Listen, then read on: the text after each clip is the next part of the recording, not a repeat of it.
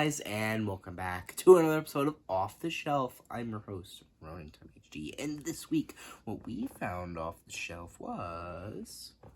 25 people will die. Just being together is enough. No, it's not, baby. All because of Alfredo Garcia.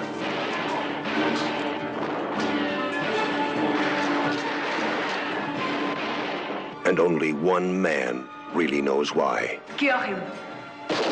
Sam Peckinpah, director of the greatest adventure films of our time, has made possibly his most powerful and startling motion picture.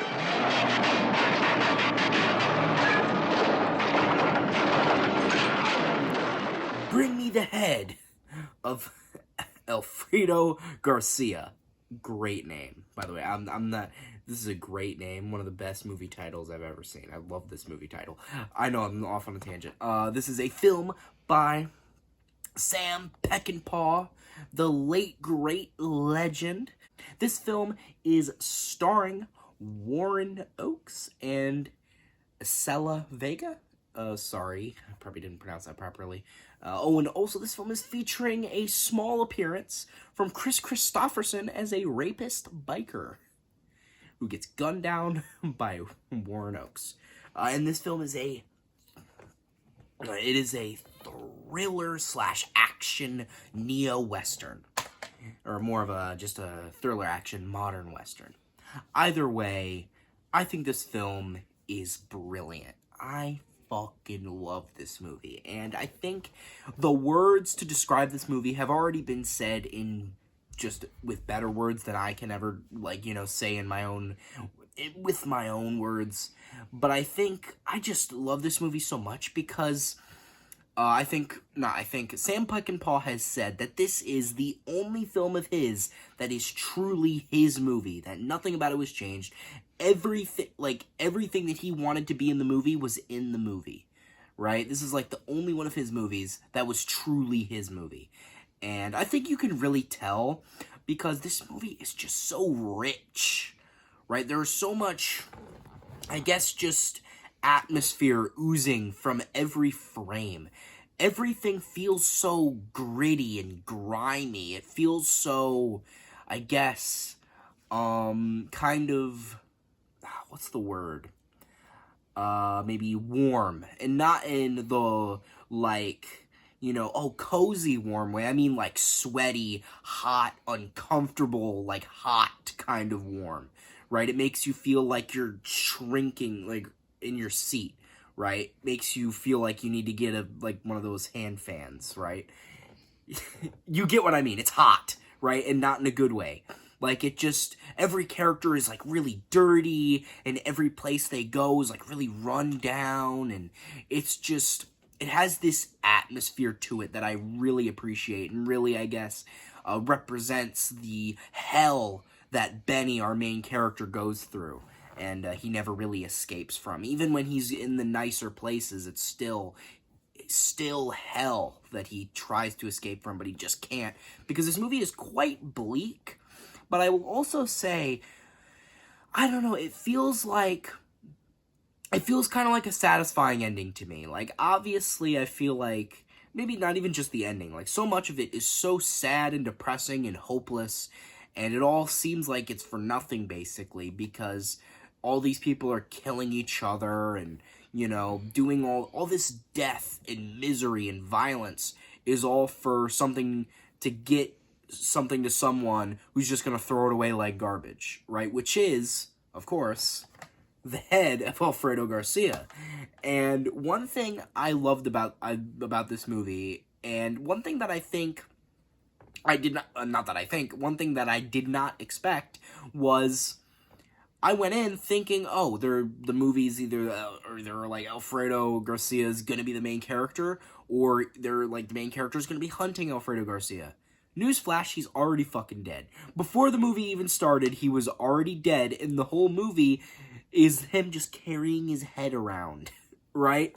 The literal head of Alfredo Garcia is a centerpiece of this film. And it kind of also... One thing I love about the movie is that the head also kind of represents our main character Benny throughout the film.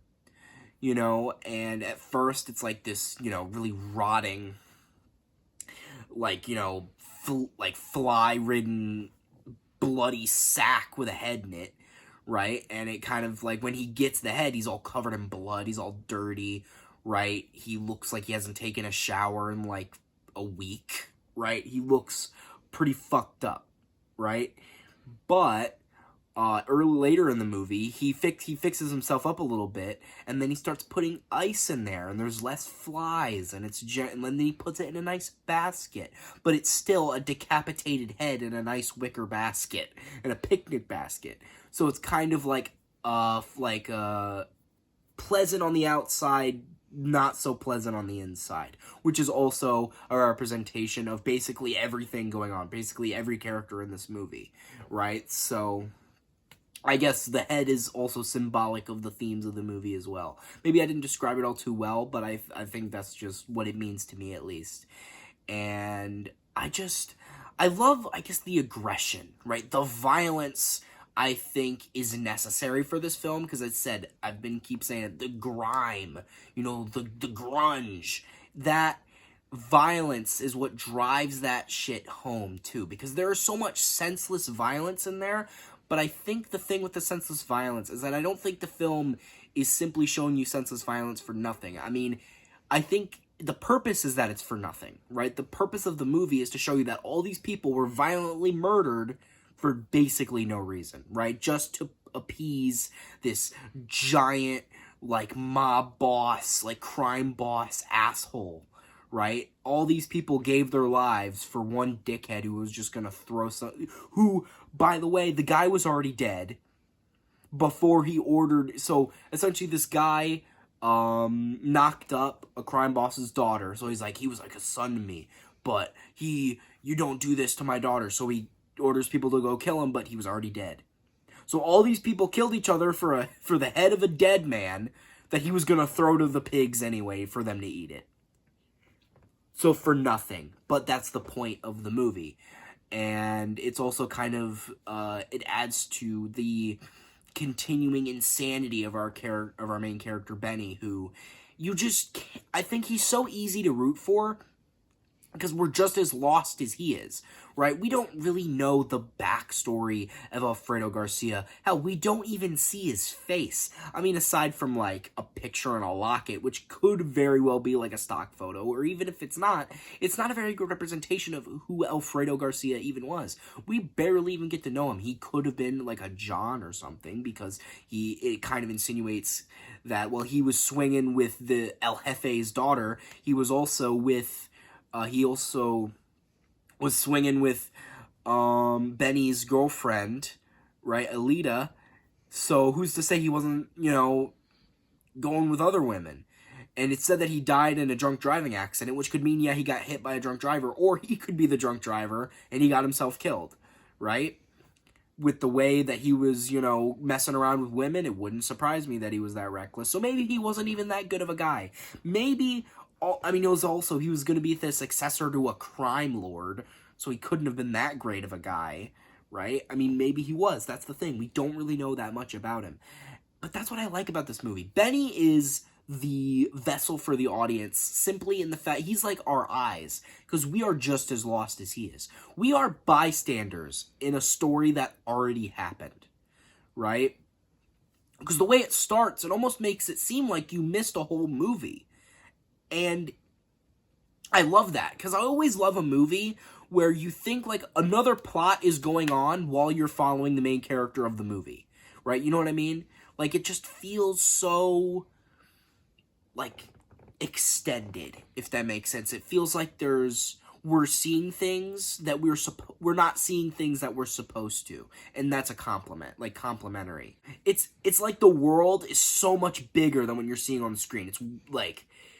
And I just love that, right? It makes it feel so much grander, even though the story itself is pretty small, like, in, like, the size of things. And I don't know, it was just so spectacular. I loved how Benny, like, his, you know, descent into madness near the end, where he would talk to the dismembered head like it was still alive, calling it Al, saying that maybe he was the one who Alita really loved, and how she was just a friend, and how she really loved him, and basically talking to him like he was a lifelong friend. And now he basically, the head, became his best friend. He's like, I'm not giving him away. You know what I mean? This is my friend. You're not taking him away, because my lover died for this. My beloved died for this. I'm not going to give you this for just $10,000, right? And then even $1 million. He's like, fuck you. I'm taking this head back. I'm not throwing this to the pigs. 16 people died for this. I'm not just going to throw it in the garbage. So then he kills El Jefe and all of his guards. But then he falls, of course, because, I mean, you kill a crime boss in his own home. You're probably not going to get off the premises unscathed, and he doesn't. And the movie just ends on that note, because it's bleak, it's sad, but it's also satisfying, because I feel like the film couldn't have ended any other way. Literally every important named character, except for maybe the daughter, Teresa, dies. All of them die, and it's like, did it even mean anything? Like, what was even the point of it? And that's complimentary. Again, there was no point to it, and that's a good thing, because that's the point. The point is there was no point, right? And I love, sometimes when you watch a movie, you're like, I want there to be no hope. I want it to be bleak, depressing, and everything goes to shit, and that's the kind of movie that I want. Usually when it's like crime dramas, I love an ending like that, right? For a crime drama especially. Either way, I know I'm just going off because I love this movie, and I just think it's absolutely brilliant, and I think you should go out and watch it. People say this is Sam Peckinpah's best. I do not think I've seen enough Sam Peckinpah movies to say this is his best, but I will say this is probably up there with some of my favorite modern westerns.